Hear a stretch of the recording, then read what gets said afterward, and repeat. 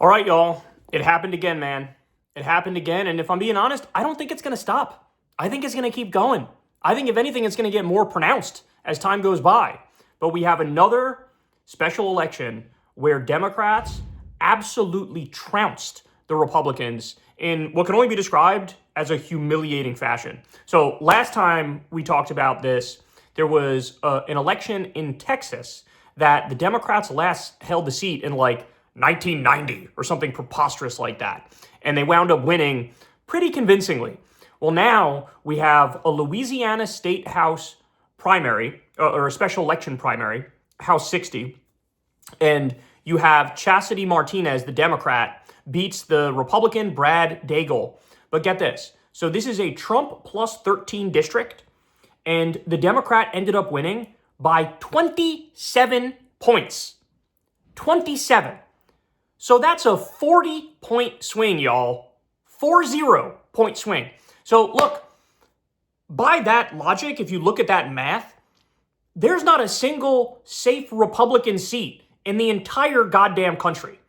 Okay? I mean, you're looking at, you got to be like Republican plus 30 or more to actually feel comfortable and confident right now.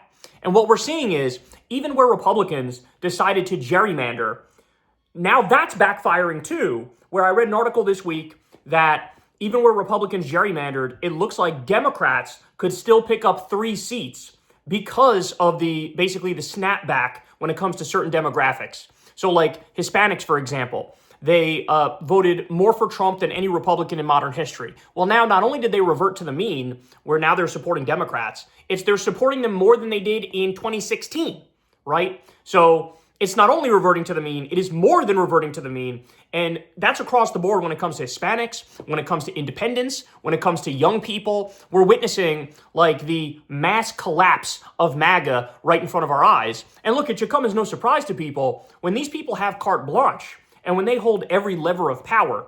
Look at what they do with it. The immediate thing they did, what did Trump do immediately? More corruption. Like the most corrupt president we've seen by far, and it's not even close, whether it's his crypto stuff or his Qatar stuff or World Liberty Financial or the pay-to-play club that his sons opened up. You got all these insane avenues of corruption, but then you also have immense warmongering, country after country warmongering, launching a trade war, alienating us from all of our allies, unemployment going up, inflation going up, people struggling, can't afford stuff when they go to the grocery store. You got fucking Klarna, buy now, pay later for groceries, now that we're talking about. So you give them free reign, and they fucked everything up so thoroughly that now the default option for people is Democrats. And this gets to something I said a long time ago. I told you guys that I think Democrats were going to win by pretty large margins, even if they did the chicken shit strategy of just like sit in the corner, say nothing, and let Republicans destroy everything. Because people will default to the other party when they see what Republican governance really looks like. But the other thing I've always told you still stands, which is that strategy works from the Democrats, but it would work even better if they decided to fight, if they decided to really go to the mat, really go after the Republicans aggressively, and really represent the opposite philosophy. Really make a case against the warmongering, against the corruption, against money in politics, against the billionaires. Really make a case for Medicare for all and free college and a living wage. And so I've never seen, this big of a swing in such a short period of time. We're only talking a year ago where the results were what they were. Now, if you look at it, this is like catastrophe for the Republicans. This is like the whole movement is collapsing into dust.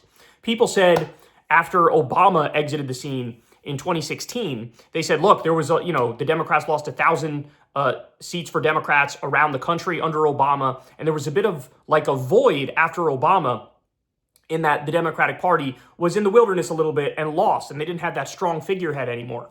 Well, I think what we're looking at with Republicans is that times 1,000. I think we're looking at that injected with steroids and human growth hormone. I think the Republican Party is so immensely cooked. They're cooked under Trump, but certainly when Trump is gone, what is J.D. Vance going to hold together this coalition?